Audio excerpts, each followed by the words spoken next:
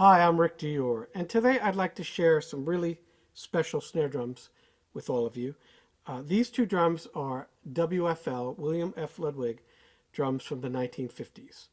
This drum on my left is a Ray McKinley snare drum made in roughly 1956, and it's known as the WFL number 902.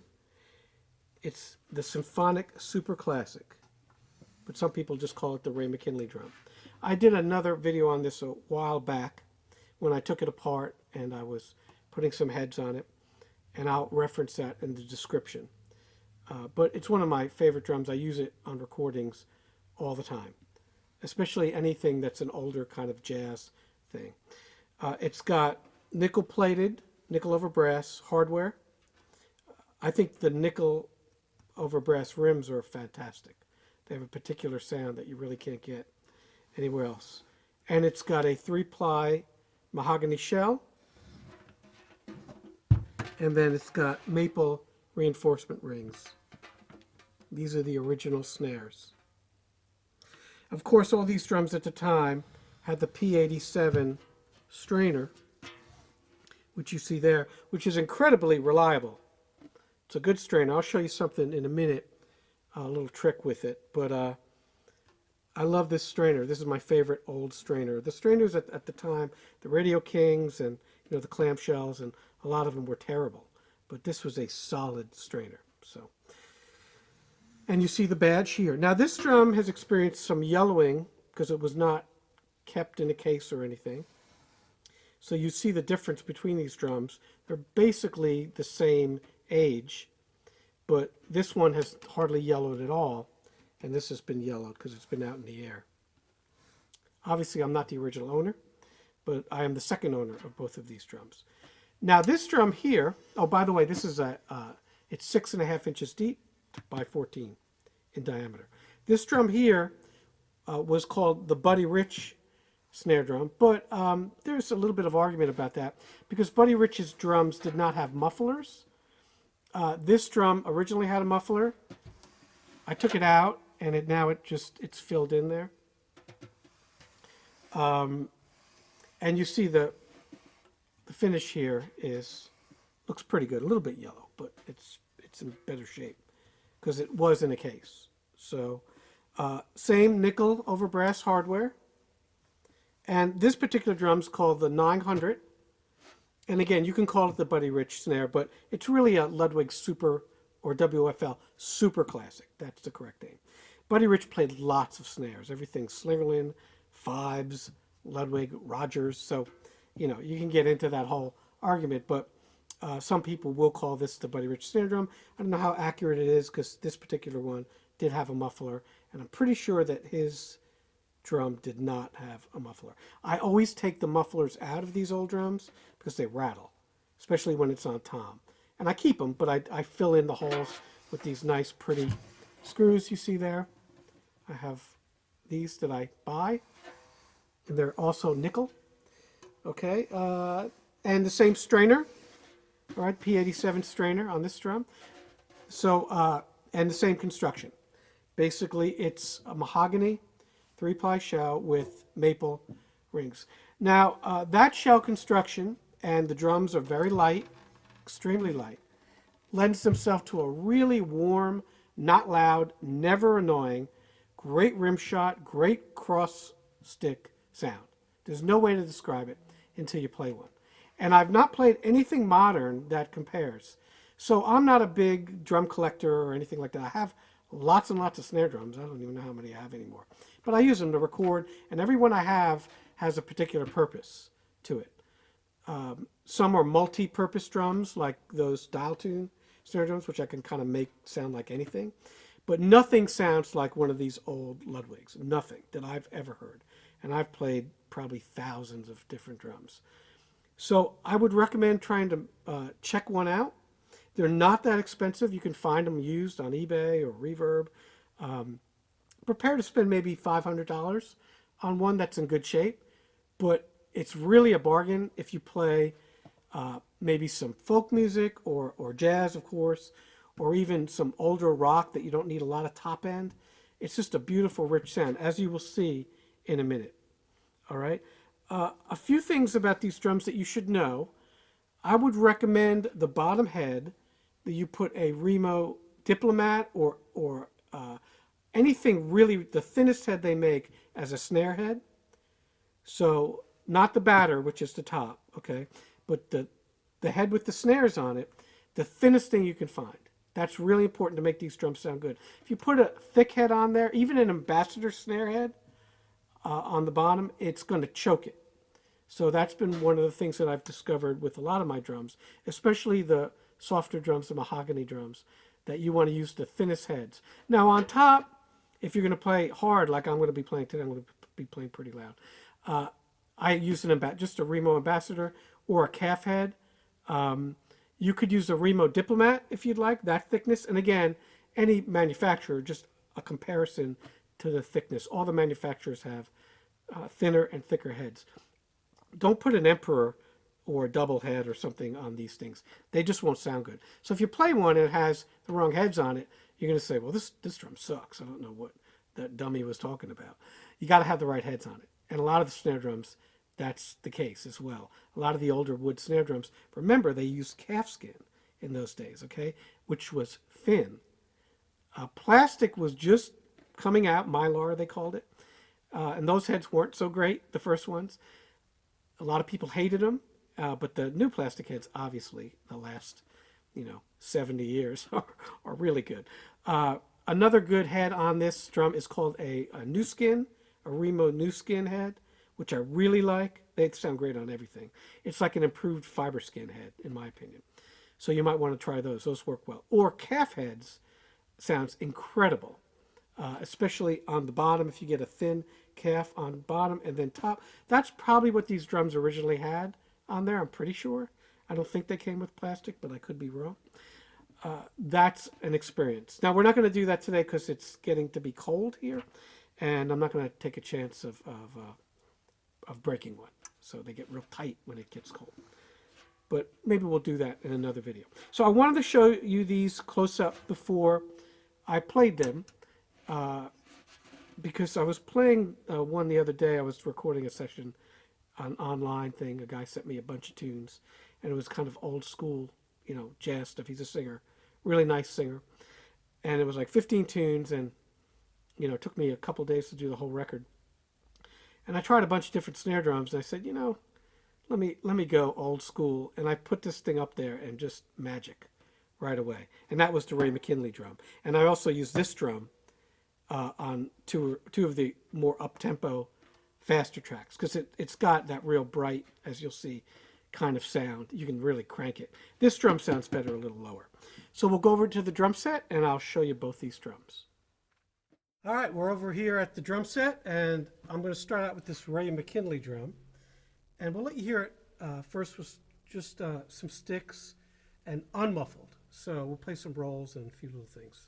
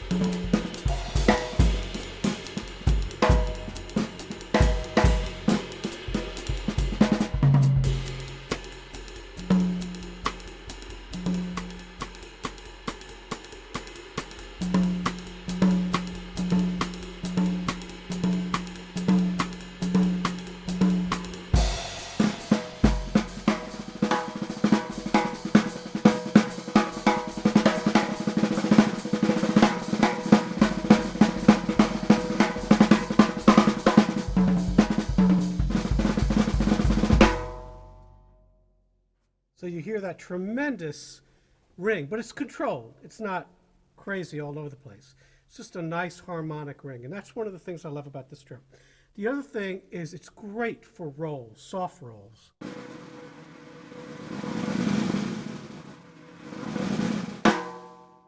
I'm not even playing over the snares, which is what I normally do.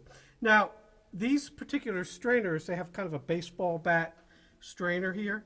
And on this other drum, this kind of thinner drum, which is about 5.5 inches, that can get in the way. So I need to put that on the left-hand side. Normally I'll have my strainer kind of in front of me, but you got to watch out when you're playing. So you'll see when I put that drum up, that can be in the way. That's a little problem. That's why I like this Ray McKinley drum just a little bit more, because that never gets in the way. And then you heard that cross stick. So these old brass rims are just great for that. And we'll let you hear it with the snares off.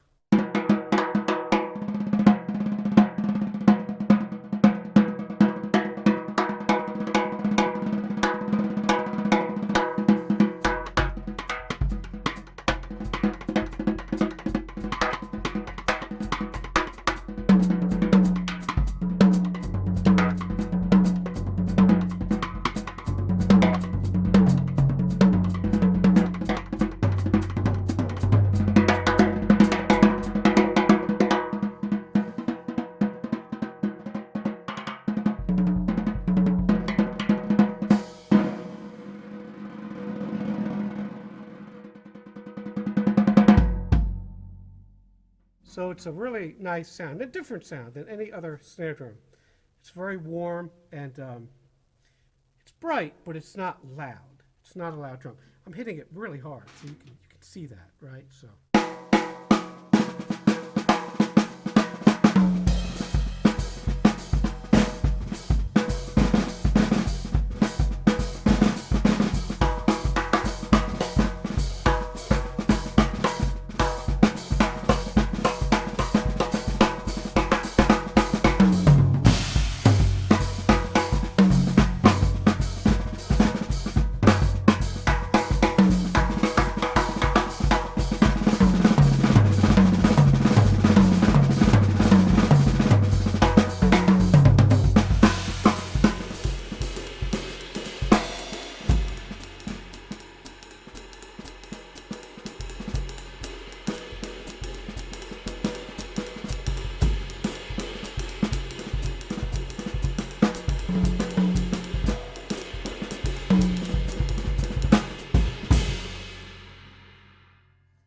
Now, as far as playing pop music and whatnot, when I do that, it's not really a rock snare drum, but it's great for kind of folk pop stuff. I will muffle it a little with this leather muffler. So if I'm playing up.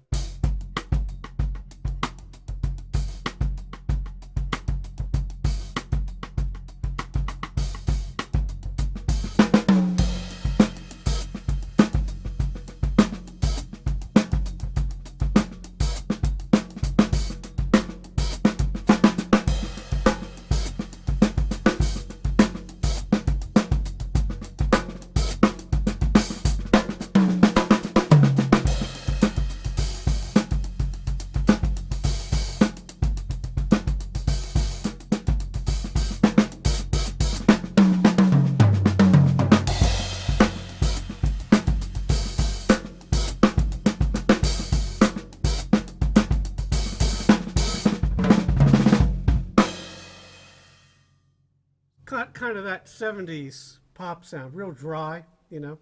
I love it with a little bit of muffling. So let's hear the other one. Swap these out. I'll have to raise the stand a little bit. These drums are not heavy, which is a good thing, especially when you're switching them out.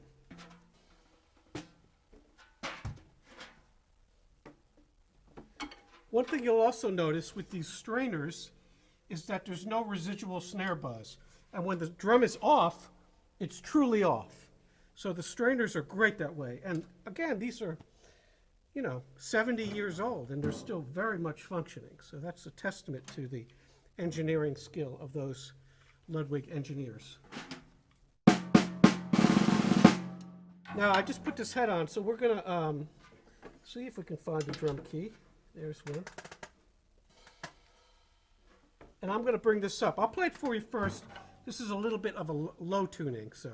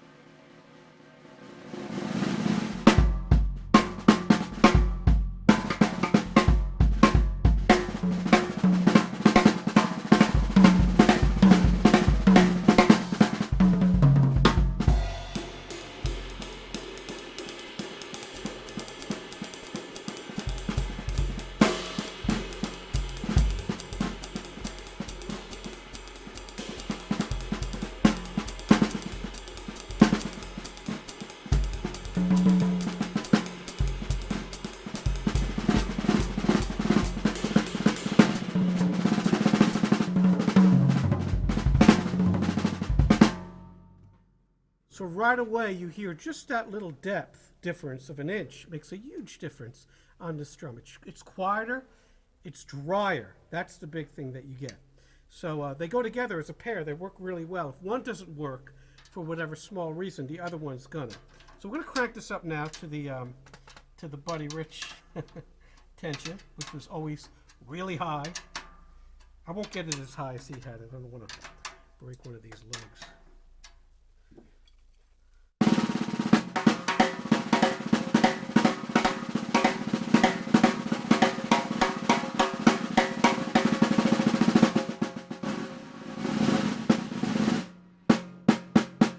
So it's a little choked now. I'm going to loosen the snares up just a little. Too much.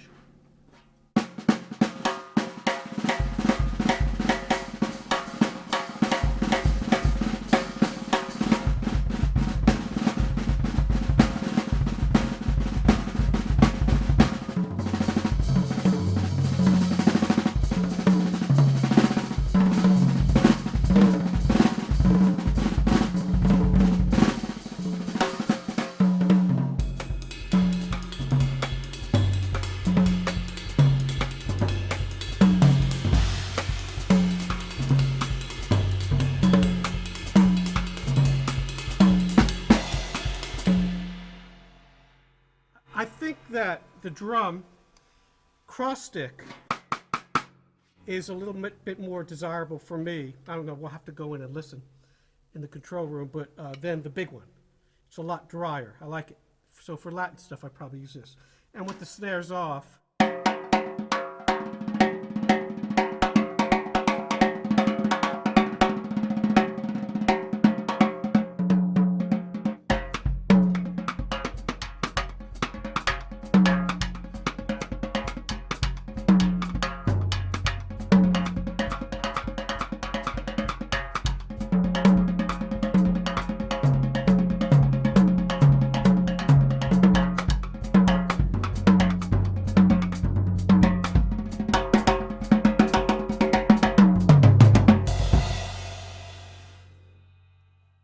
we'll muffle it a little. I think this is going to be overkill, but we'll play a little bit of a backbeat thing.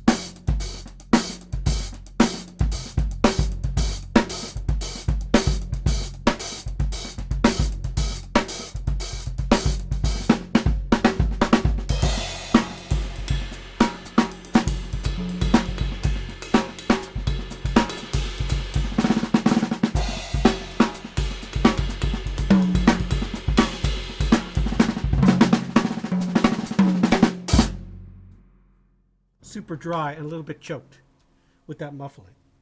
And without it,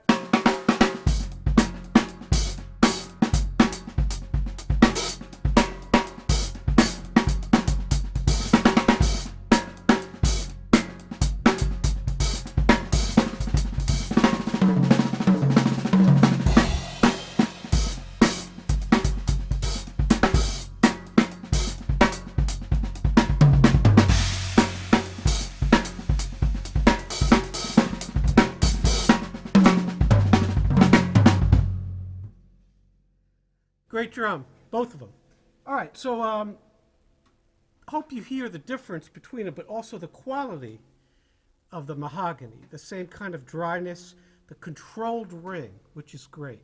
And again, you can lay into these drums hard. I mean, I'm hitting this thing pretty hard. Normally I do not play this hard, but just so you could hear, if you're a rock drummer and you want a nice kind of quieter snare that's not so annoying, that you can hit pretty hard. And again, they're tough drums, even though they're really light. These are really old and they've been played on a lot. And no one's going to play on them harder than an old school jazz drummer like Buddy or someone, or Louis Bellson. Those guys could play real strong. So you're not going to break it. Everything's good on these drums. Lasts forever. The strainer, the hardware. I've not seen any of the hardware break on any of the ones I have. So, all right. So we'll just play a little and play a little jazz. That's what this thing is good at. And we'll call it a day.